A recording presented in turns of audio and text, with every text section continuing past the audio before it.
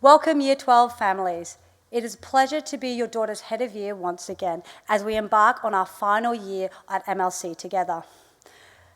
The girls have matured into wonderful young ladies from when I first took over in Year 9, and this was never more evident at the Year 12 ball a few weeks ago.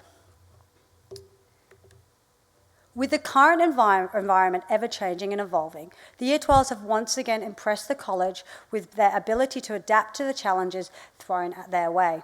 This was evident at the recent swimming carnival as they adapted and moulded to the deconstruction format.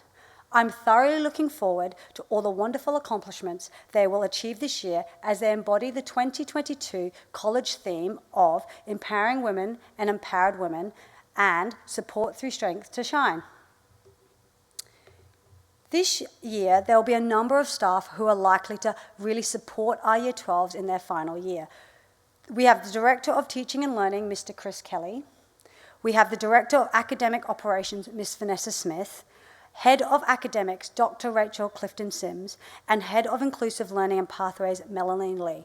And of course, they always have Dr. Marie Perry and Ms. Dunn.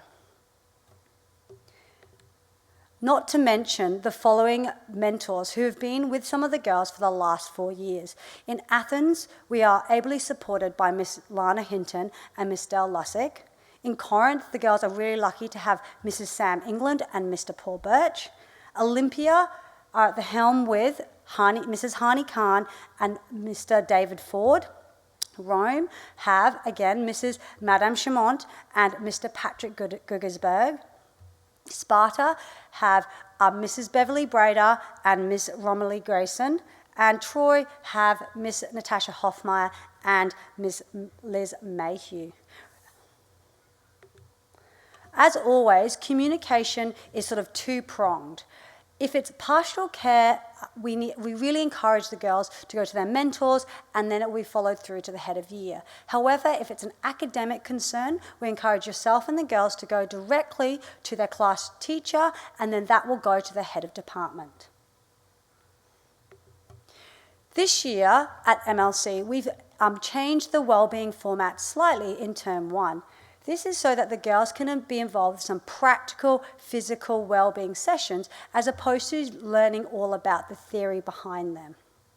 Now, well-being at MLC is to embody a buoyant culture to help girls and young women to have the skills to put themselves in good positions to make decisions and also to be in a positive relationships, for example. This year, Term 1 is all about participating in the physical activities which I've just mentioned. These involve things such as yoga, colouring in, board games, team games, river walks, as well as free swims and also supping on the river. In Term 2, the girls will be taking part in Keeping Safe, which is all about decision making and making sure the girls are able to make decisions under pressure, but also to keep themselves and others safe. In Term 3, we're going to look at sticking it together. Basically, it's all about acing our exams, life beyond Year 12, and also talking about the levers. And in Term 4, obviously the girls will finish towards the end of Week 2, and it will all be about the celebrations and making it through Year 12. So to help them along the way this year, one of the big things that we offer at MLC is academic coaching. All senior teachers will offer this to the students, and the roster can be found on the Wyvern as well as being emailed to the students. This is a really wonderful opportunity for the girls to have one-on-one or maybe two-on-one time with their classroom teacher or course teacher, and to really develop their understanding about the course content and to ask questions. Now, some day-to-day matters. As per always, if the girls are going to be leaving school, we need them to sign out at the MLH reception. You can either call or email if the girls have an appointment. If you need to contact your daughter during the school day, which sometimes is the case, we do ask that you don't call them directly on their phone, because obviously we don't encourage the girls to have their phone and check them in class, but we do encourage you to contact MLH or myself, or you can email your daughter so that you can contact them in an appropriate manner. Phones.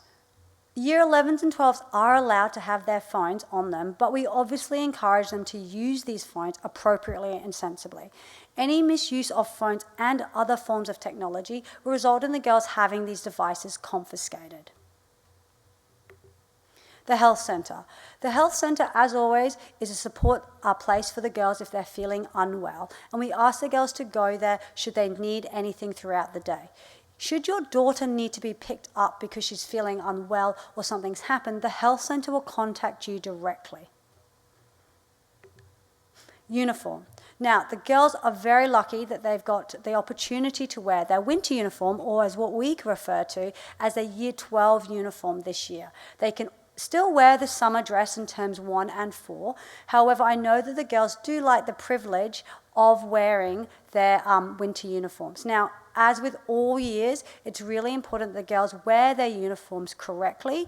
Now, they have been able to purchase their Year 12 tie, and the prefects obviously have their special prefect ties. The girls were also all given a really lovely badge as a Year 12 in their Year 12 induction assembly, and the girls are allowed to wear that on their ties.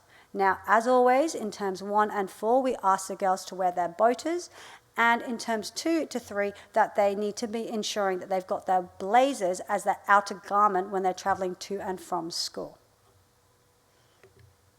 PE uniform. Just like our winter and summer uniforms, this is really important that the girls wear them correctly. Now, this year the girls will wear them for recreation and house acts, and also any IGSA sport that they might be participating in. We really ask the girls to wear the uniform at the appropriate times, and also to wear the appropriate uniform. So house shirts during house time and PE shirts during their PE time. Now, just like with other uniform, if the girls choose to wear their incorrect uniform, they will receive uniform infringements. Now, Year 12 events.